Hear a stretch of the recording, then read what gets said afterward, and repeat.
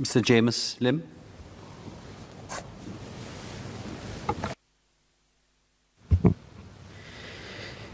Deputy Chair, currently WSG offers a professional conversion program that seeks to enable mid-career PMETs to undergo skills conversion into new occupations or sectors, as well as skills future credits for all Singaporeans to prepare themselves for potential career transitions. Skills Future and the PCP received a further boost under the Jobs Growth Incentive announced in August 2020, where the government committed to co-pay a quarter, half for those aged over 40 of the salaries.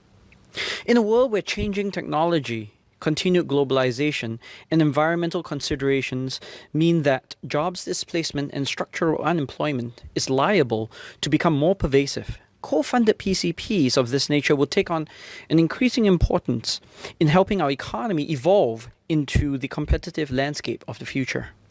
Yet while we have some anecdotal evidence of the program's benefits, a resident employer I know shares, for example, of a number of successful placements, we have less systematic evidence that there is proactive re-employment of recently displaced workers. Currently, the JGI is applicable for up to 1 year for hires commencing in September 2020 onward.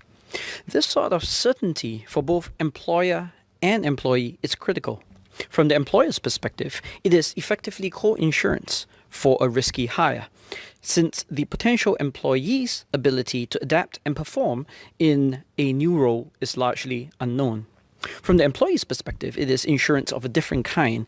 The promise of a job, even if it is only guaranteed for a year, is a solid incentive to be willing to undergo uncertain and often painful retraining. Given the inherent complementarities between the PCP and JGI, I wonder whether co-funding support can be made more permanent. I would even go as far as to venture that the PCP be paired not just with co-funding, but to suggest that the program become a natural extension of a more holistic unemployment insurance program, which commences from the point of redundancy. The Workers' Party had previously suggested the contours of such a redundancy insurance system, which I will not repeat here. However, I am making the case to further incorporate unemployment insurance, given how it is a natural complement to the PCP JGI program. Such an extended program is not unprecedented elsewhere. Sweden's job security councils, for instance, receive not just standard unemployment benefits, but also financial compensation to assist in the job transition. The system seeks to provide security for a job, just not necessarily the job that you originally trained for.